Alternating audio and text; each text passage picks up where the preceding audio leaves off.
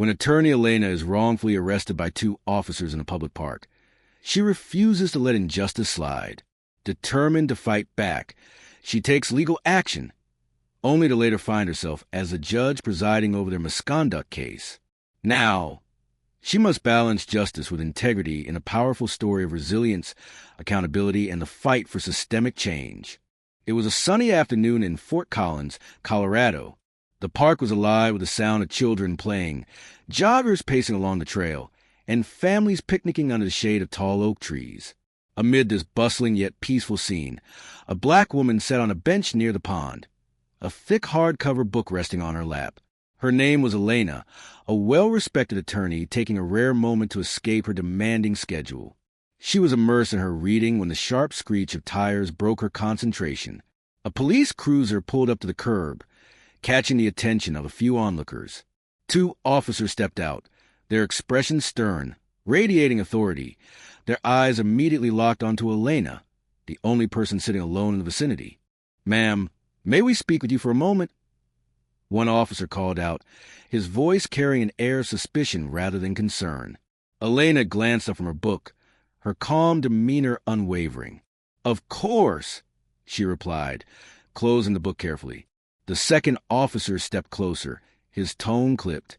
"We got a call about some suspicious activity in the area. Mind telling us what you're doing here?" Elena raised an eyebrow, clearly puzzled. "Suspicious activity? I'm just sitting here, reading." She held up the book as if to prove her point, but their scrutiny didn't waver. "Can we see some ID?" the first officer demanded. Her pulse quickened, but she remained composed. "I don't understand. What's the reason for this?" "It's routine," the second officer said, though his tone implied otherwise. The small crowd that had gathered began to murmur. Some looked curious, while others exchanged uncomfortable glances, sensing the imbalance in the interaction. Elena sighed and reached into her bag, pulling out her wallet. As she handed over her driver's license, one officer took it, scanning the information with unnecessary intensity. "Elena Mitchell," he read aloud, almost mockingly. "What's your business here, Miss Mitchell?" Elena inhaled deeply, trying to keep her patience intact. "I live in this city. I came here to enjoy the park." "Is that a problem?" The officer's lips tightened. "We'll see." He handed her ID back, but instead of walking away, they continued to linger, asking questions that felt less like routine and more like an interrogation. "Do you always carry a book like that around?" One officer sneered. "Are you alone here or waiting for someone?" The other added, his hand resting on his belt in an unmistakably deliberate gesture. Elena had handled countless tense situations in courtrooms, but this was different. The power dynamic was stark, and her tone carried an edge she recognized all too well. Still, she chose her words carefully.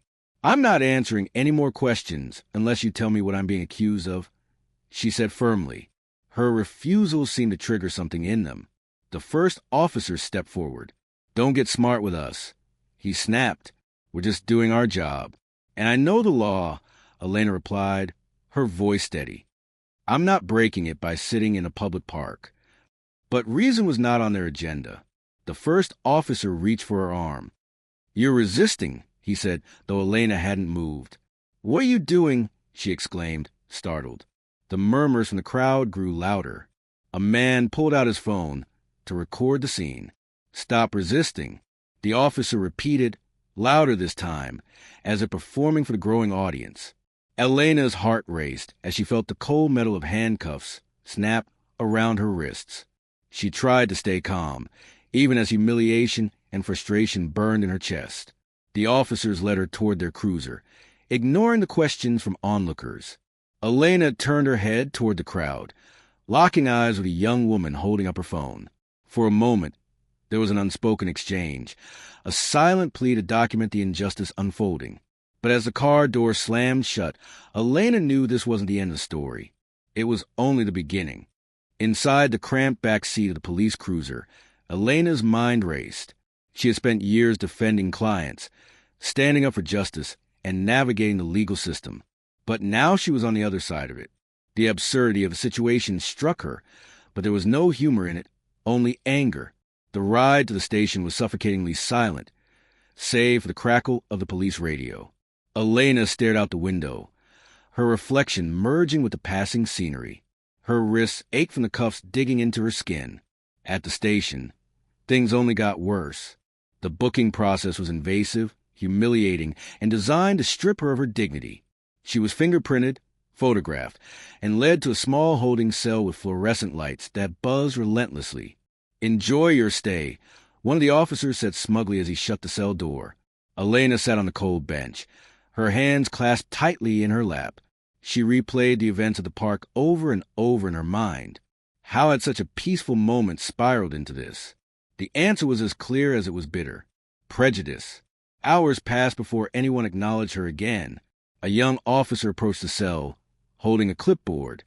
"Ms. Mitchell, you've been charged with resisting arrest and obstructing a peace officer," he said flatly. "On what grounds?" Elena asked, her voice sharper than she intended. "You can discuss that in court," he replied before turning away. She exhaled slowly, forcing herself to think strategically. The charges were flimsy, and she knew it. But she also knew the fight ahead wouldn't be easy. Cases like hers rarely were. Eventually, Elena was released on bail. As she walked out of the station, the cool night air hit her like a wave, a stark contrast to the stifling atmosphere inside. She spotted her colleague and friend, Nina, waiting by the curb. "Elena," Nina rushed over, her face a mixture of relief and concern. "Are you okay?" Elena nodded, though her body betrayed her with a slight tremor. "I'm fine," she said, though the word fell hollow. As they drove away, Nina kept glancing at her, waiting for her to speak. Finally, Elena broke the silence. "I'm not letting this slide, Nina. Not this time." Nina's grip on the steering wheel tightened. "What are you thinking?" "I'm thinking I'm tired of this happening," Elena replied.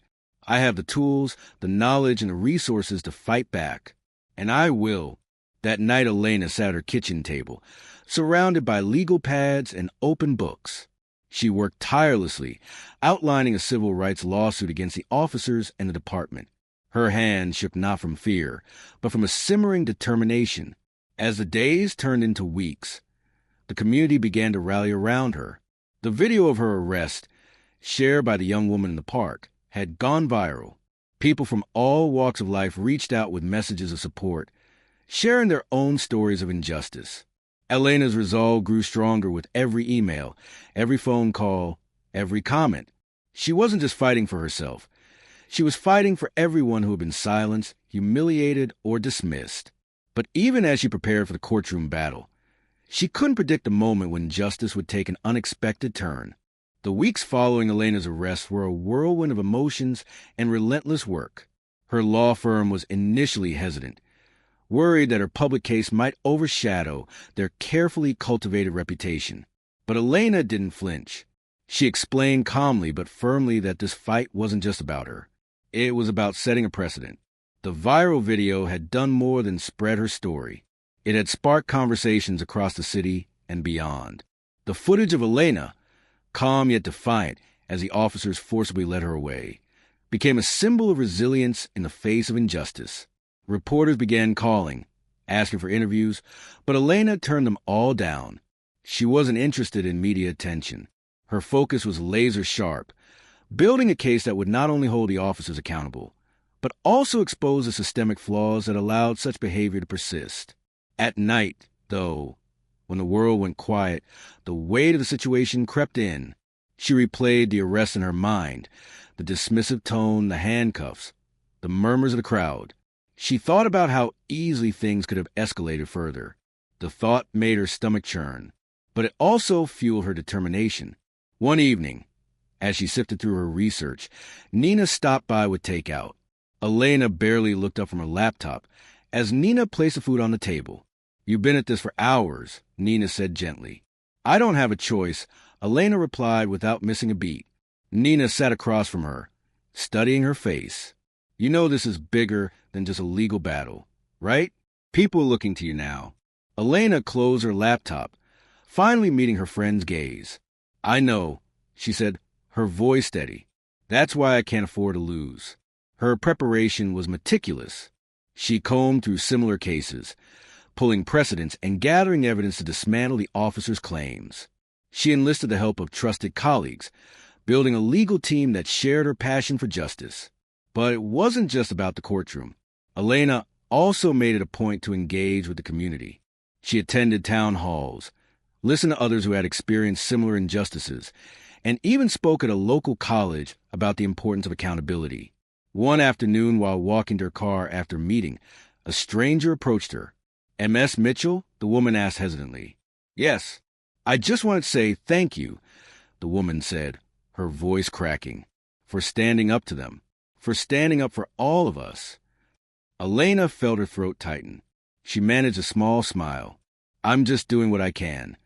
The community's support was a double-edged sword. It empowered her, but it also heightened the pressure. She couldn't let them down. Then one day her attorney called with news. The officers she was suing had filed a motion to dismiss the case. Elena expected as much. It was a standard move to delay the process. But as her attorney explained the next steps, she froze. "Elena," he said cautiously, "you should know something else. You've been assigned as a judge for one of their cases next month." The irony was staggering. Elena leaned back in her chair, processing the revelation. She had spent weeks preparing to fight these officers in court, and now fate had handed her an entirely different kind of justice. For a moment, she wondered if she could do it, if she could sit on that bench and remain impartial. But then she thought about everything they had put her through, about the people depending on her to make a stand. This wasn't just a coincidence. It was an opportunity to show what real justice looked like. The courtroom was buzzing with quiet murmurs as people filed in, finding their seats. The case was nothing particularly high profile. An internal misconduct hearing involving two officers accused of excessive force in an unrelated incident. To most, it was just another day in the justice system. The two officers, Reynolds and Miller, sat at the defendant's table, wearing their uniforms like armor.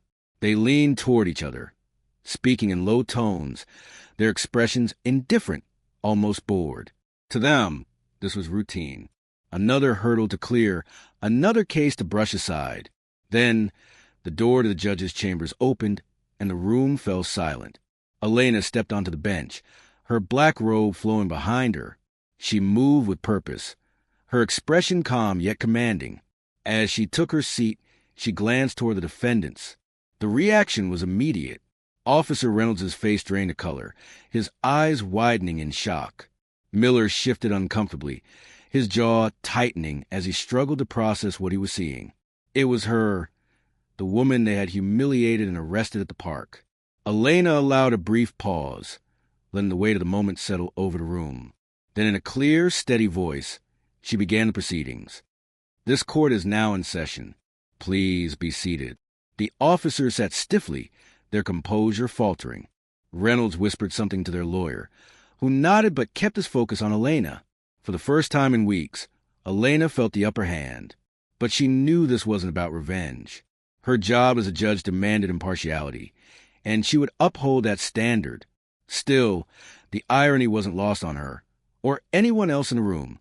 As the attorneys presented their opening arguments, Elena maintained her professionalism, listening intently and taking notes. But every so often, her gaze would flicker toward the officers. She could see the tension in their shoulders, the way their hands fidgeted slightly. During a recess, Reynolds and Miller stepped into the hallway, their voices low but agitated. "How is she the judge?" Reynolds hissed, his frustration barely contained. "This is to be a setup," Miller muttered, shaking his head. "It's not a setup," their lawyer interjected. "It's a coincidence. And you need to stay focused. She's not the enemy here. Your actions are." But the officers weren't listening. They were too consumed by the surreal nature of their predicament. When court resumed, Elena remained composed, ensuring the hearing proceeded fairly and efficiently. Yet her presence alone seemed to unsettle the defendants. Every time she addressed them, they shifted in their seats, their confidence eroding little by little. At one point, during witness testimony, Elena caught Reynolds stealing a glance at her. His expression wasn't defiance. It was something closer to regret, as if he was beginning to understand the gravity of what they had done. By the end of the day, the tension in the courtroom was palpable. Elena adjourned the hearing, her gavel striking with finality. "We will reconvene tomorrow at 9 a.m., she announced. As the room emptied, Elena lingered at her bench, organizing her notes. She could feel the weight of the officers' stares as they hesitated by the door, clearly debating whether to approach her. In the end, they didn't. They left quietly, their steps heavy with the realization that this was far from over. But for Elena, the real challenge wasn't the irony of the moment. It was in the decisions that would follow and whether justice could truly prevail. The courtroom was packed the next morning. News of the unexpected twist had spread, drawing a larger crowd than usual for a misconduct hearing. Some were there out of curiosity, others to support Elena, though they knew her role as a judge meant she couldn't show favoritism. Elena entered with the same calm, composed demeanor, her robe flowing as she ascended to the bench. The attorneys wasted no time diving into their arguments. The prosecutor methodically laid out evidence against the officers, presenting testimony from a victim of the excessive force incident. "Your Honor," the prosecutor said, "the officers' actions were not just a lapse in judgment.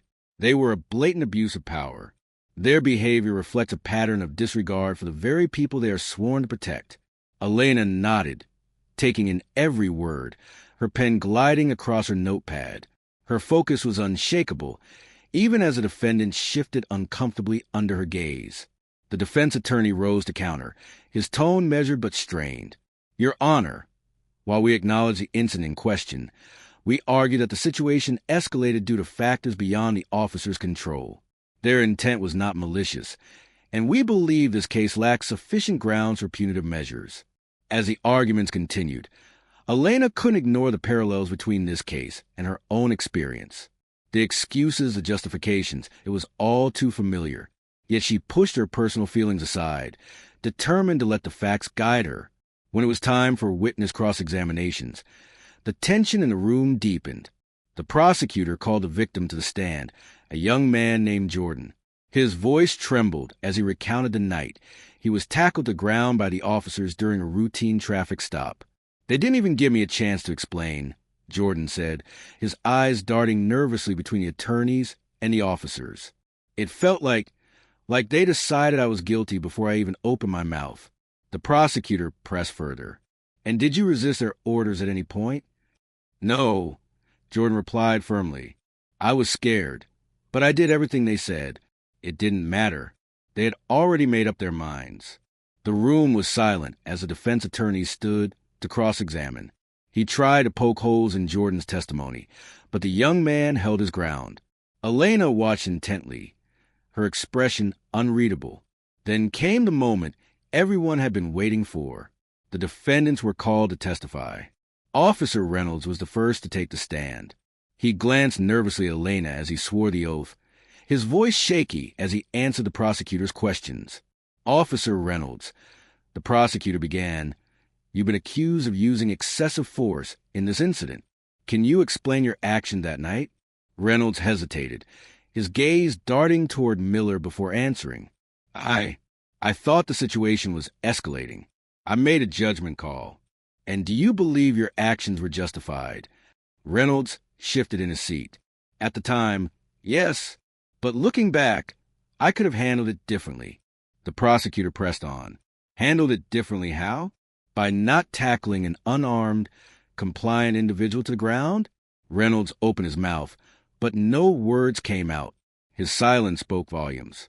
When it was Daniel's turn to testify, his demeanor was similarly strained. His attempts to justify his actions only deepened the prosecutor's case, highlighting the officer's inability to take accountability.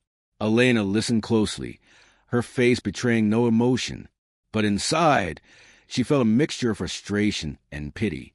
These men had been given authority, yet they wielded it recklessly, leaving a trail of harm in their wake. As the day wore on, it became clear that the evidence against the officers was overwhelming. The prosecutor's closing argument was powerful, urging the court to set a precedent that abuse of power would not be tolerated.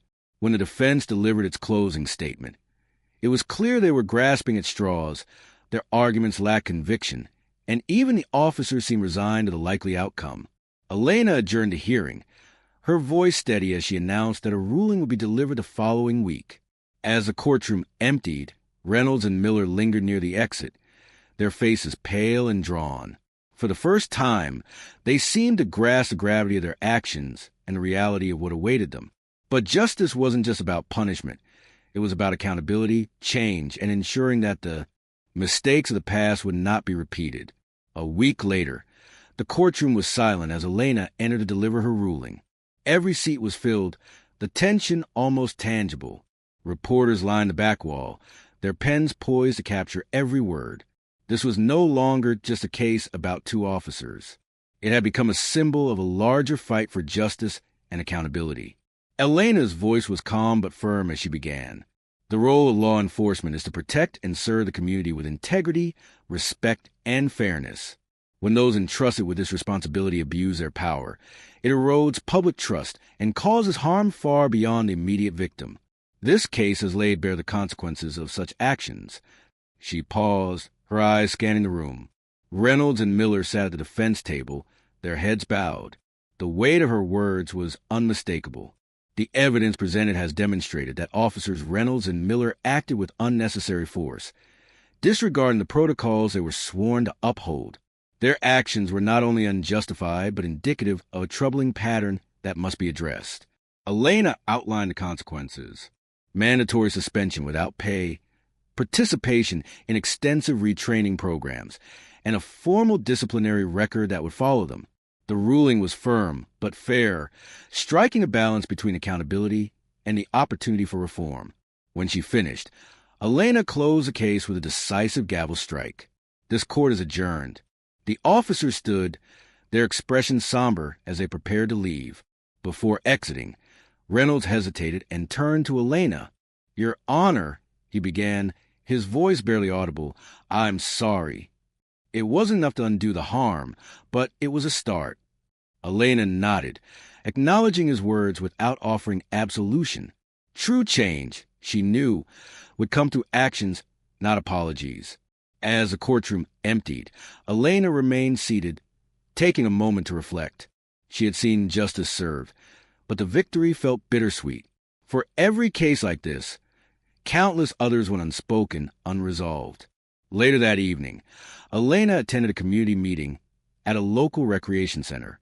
The room was filled with people eager to share their stories, their frustrations, their hopes. As she listened, she felt a renewed sense of purpose. One older woman approached her after the meeting, her voice trembling with emotion. "Thank you," she said, gripping Elena's hand tightly. "What you did in that courtroom, it means the world to us." Elena smiled softly. "This is just the beginning. We have so much more work to do." The following week saw meaningful conversations between community leaders, law enforcement, and local activists. Elena used her platform to advocate for reforms, emphasizing the need for transparency and accountability in policing. The case had sparked a ripple effect, not just in Fort Collins, but across the state. People began demanding change, pushing for policies that prioritize fairness and equality. For Elena, the journey wasn't about personal vindication. It was about ensuring that others wouldn't have to endure what she had. The fight for justice was ongoing, but moments like this reminded her that change, though slow, was possible. As she stood on the steps of the courthouse one afternoon, watching a group of young activists gather for a peaceful rally, she felt a sense of hope. The system isn't perfect, but with enough voices, it can be pushed forward. And that, she thinks, is the kind of justice that with enough voices, it can be pushed forward. And that's the kind of justice worth fighting for. That's the kind of justice worth fighting for.